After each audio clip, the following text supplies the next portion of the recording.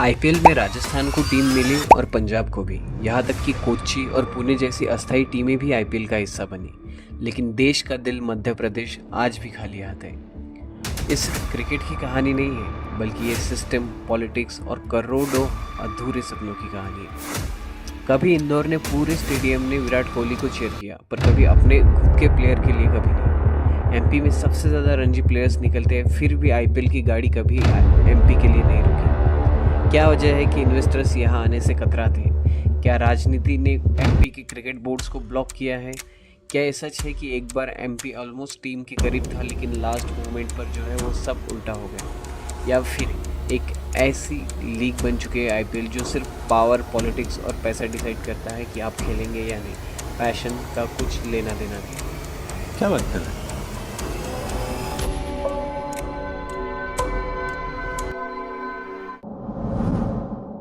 दोस्तों, जो आईपीएल की शुरुआत हुई तो ऐसा लगा था कि देश के सभी राज्यों को जो है वो प्रतिनिधित्व करने को मिलेगा।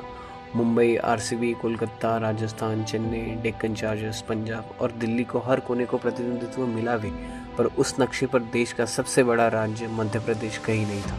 दोस्तों, फिर आता है साल 2009, जब आईपीएल को इलेक्शंस की वजह से जो है वो साउथ अफ्रीका शिफ्ट कर दिया गया। इस पर मैं एक डिटेल वीडियो बनाया है, आप ऊपर आई बटन पर क्लिक करके वो देख सकते हैं। उसके बाद आता है साल 2011, जब आईपीएल में एक नई टीम आती है, कोच्चि टस्कर्स केरला। ये वो टीम होती है जो सिर्फ एक साल ही खेलती है। इस पर भी दोस्तों मैंने एक डिटेल वीडियो बनाया है, आप उसको देख सकते हैं।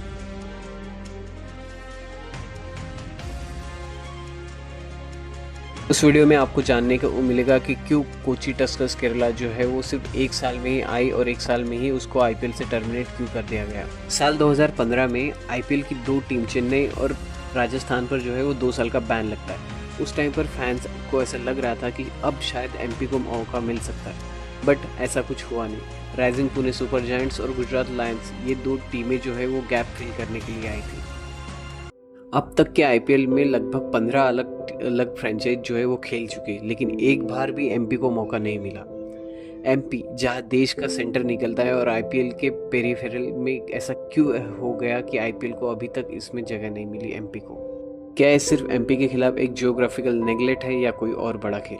अब आरसीबी आईपीएल जीत चुके, जहां जिसका कैप्टन खुद भी एमपी से है। रजत पाटीदार जैसा एक आईपीएल विनिंग कैप्टन एमपी के पास है, बट एमपी के पास खुद की एक आईपीएल टीम नहीं है। इंदौर का होलकर स्टेडियम, एक ऐसा ग्राउंड जिसने विराट कोहली से लेकर रोहित शर्मा तक को ताली बजाते हुए देखा है। यहाँ आईपीएल के कई मैचेस हो चुके हैं, पर किसी भी टीम का नाम इसमें इंदौर वॉरियर्स ने नहीं खेला।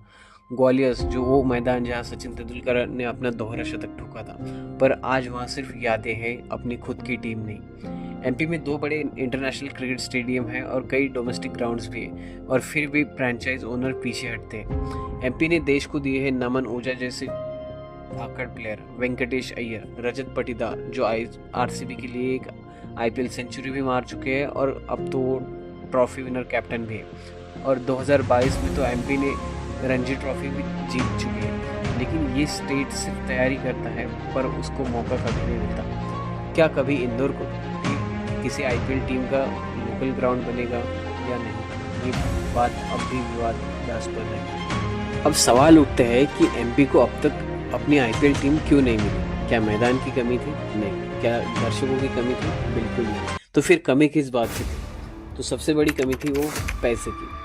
पैसा ही सबसे बड़ा इम्पैक्ट प्लेयर हम बोल सकते हैं, क्योंकि एमपी के पास कोई बड़ा कॉरपोरेट हाउस नहीं था जो आईपीएल टीम को खरीद सके। अब एक एग्जांपल से समझिए, मुंबई के पास रिलायंस है, बेंगलोर के पास उस टाइम पे यूनाइटेड स्पिरिट्स था, और कोलकाता के पास SRK and Mehta group, and Chennai के पास इंडिया सीमेंट्स। पर एमपी के पास ऐसा कोई हैवी ड्यूटी बैकर नहीं था जो कह सके कि हम आईपीएल टीम खरीदेंगे।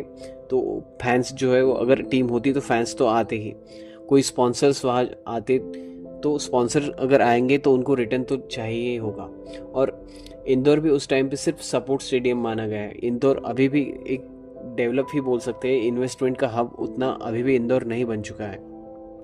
तो हम कह सकते हैं कि सबसे बड़े अगर दिक्कत कुछ आ रही है, एमपी के पास क्रिकेट टीम नहीं है, वो इसलिए क्योंकि उनके पास वो ऐसा लीडर नहीं है जो आकर कह सके कि हमें आईपीएल टीम खरीदेंगे। वो फाइनेंशियल उतनी कैपेबिलिटी हम कह सकते हैं कि अभी एमपी के पास तो नहीं है।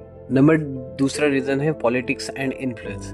दोस्तों बीसीसीआई के बोर्ड रूम्स में एमपी की आवाज़ हर बार कमज़ोर हो जाती है। जब भी आईपीएल की बड़ी बड़ी पॉलिसीज़ बनती है तो तब शायद एमपी के टेबल पर कोई बैठा ही नहीं होता है। अगर एमपी की बात की जाए तो कोई भी ऐसा बड़ा लीडर हमें एमपी से नहीं देखने को मिलता जो कहे कि आईपीएल को एक नई टीम की ज़रूरत है और वो एमपी है। सही पकड़े हैं। ये बड़ी अच्छी बात कही आप। नंबर तीसरा कारण है मार्केट साइज। एमपी को आज भी टीयर 2 रीजन माना जाता है। ये परसेप्शन बार बार इन्वेस्टर्स को रोक देता है क्योंकि इन्वेस्टर्स जो इन्वेस्टमेंट करेंगे तो पैसा उनको रिटर्न तो चाहिए ही होगा। उस टाइम पे 2008 में सिटीज़ लाइक बॉम्बे, चेन्नई, दिल्ली, बेंगलोर ये उस टाइम पे भी डेवलप थे एंड उस टाइम पे जिन्होंने भी पैसा लगाया उन सभी ने पैसा बहुत कमाया। बट उस टाइम पे इंदौर एंड भोपाल उतना डेवलप नहीं था जितना आज है। बट आज भी एमपी का ज़्यादातर एरिया को टीयर 2 रीजन ही बोला जाता है। तो इन्वेस्टर्स को ऐसा लगता है कि क्या अगर पैसे डूब तो नहीं जाएंगे, अगर खरीद भी ली तो क्या पैसे रिकवर होंगे या नहीं। ये डर इन्वेस्टर्स को बार बार सताता है। इस वजह से शायद एमपी का कोई भी बड़ा इन्वेस्टर खड़ा नहीं हुआ जो बोल सके कि एमपी की टीम भी हमें चाहिए। दोस्तों एमपी का इंदौर वो शहर है जो सपना देखना जानता है और हर बार भरपूर आवाज़ में मैदान भर भी देता है। अगर स्टैट्स की बात की जाए तो 2021 से अब तक इंदौर ने 8 आईपीएल मैचेस को होस्ट किया है। हर मैच में स्टेडियम की 100% कैपेसिटी तक फुल हो जाता है। कई बार देखने को मिलता है कि टिकट के लिए ब्लैक मार्केट तक भी एक्टिव हो जाते हैं। सोशल मीडिया पर इंदौर क्राउड के चैंट्स वायरल हुए हैं, एमपी डिजर्व्स अ टीम। दोस्तों एमपी के पास फैन बेस है, फायर है, बस अब फाइट शुरू होने की देरी है। एमपी का बेटा रजत पाटीदार आईपीएल का बहुत बड़ा सितारा है। 2022 के एलिमिनेटर में उन्होंने 54 बॉल में 112 रन ठोके आरसीबी को अकेले शोल्डर्स पर उठा लिया था। That night, MP just didn't score runs, it screamed for a team. Venkatesh Iyer ने भी कहा है Indore feels like a home but I want to play for home someday. Infrastructure तो जो एमपी के लिए आईपीएल टीम के लिए चाहिए वो तो रेडी है, but people are waiting and question are still echoes the heart of India beats loud but the franchise still doesn't listen. अब वक्त है दिल की आवाज़ को मैदान में बदलने का। चलो अब थोड़ा फ्यूचर स्कोप के बारे में देख सकते हैं कि क्या एमपी को अगर नई टीम आएगी तो कैसे आ सकती है। तो सबसे पहला रीज़न है अगर आ सकती है तो वो है प्राइवेट इन्वेस्टमेंट।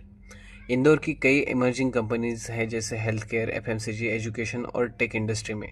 अगर एक स्ट्रॉन्ग कंजोर्टियम तैयार होगा तो एमपी की टीम का जो ड्रीम है वो रियलिटी बन सकती है। और अगर ही कोई बाहर का इन्वेस्टर इनको मिल गया तो लोकल पैशन जो है वो उसे आगे टिकाएगा। टारगेट के लिए हम बोल सकते हैं कि इन्फ्लेशन को ध्यान में रखते हुए कि 1600 करोड़ के आसपास तो एक टीम को बिल्ड करने में लग ही जाएगा। Definitely MP cricket fans deserves more than just hosting a matches, they deserves a team and identity, और वो प्राउड सिर्फ एक होम फ्रेंचाइज ही दे सकते हैं। शायद ये सिर्फ वक्त की बात है या फिर एक सही आवाज़ की। Because the game is not just play on the field, it play in the hearts too. अब दोस्तों फैसला आपका है। क्या एमपी को सिर्फ एक होस्टिंग ग्राउंड बना देना रहना ही अच्छा होगा या एक मूवमेंट शुरू करेंगे जो कि इतिहास बदल देगा। अगर आप चाहते हैं कि एमपी की अपनी कोई टीम हो तो कमेंट में ज़रूर लिखिए एमपी डिजर्व्स और टीम। अगर आपके पास एक चांस हो कि एमपी की टीम को कोई नाम दिए जाए तो कोई अच्छा सा नाम जो है वो एमपी क्रिकेट टीम को दे, जैसे कि इंदौर वॉरियर्स हो गया, मालवा टाइगर्स या और भी कुछ।